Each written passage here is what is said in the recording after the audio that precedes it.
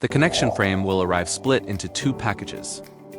The textile part of the frame, including the transition piece, is packed together with the textile ducts. The aluminum rails are packed with the mounting accessories, usually in long boxes.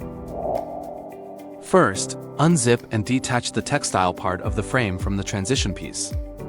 Rotate the frame part so that the corner holes are visible. Insert the longer rails into the holes first, followed by the shorter ones. Finally, align the rails, rotate the frame, and fasten it with a screw. Place the prepared frame onto the flange and secure it.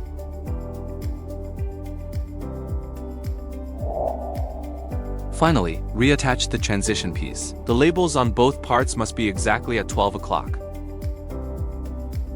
At the bottom, you'll find magnets preventing the strip from sticking out. Metal parts must be removed during maintenance.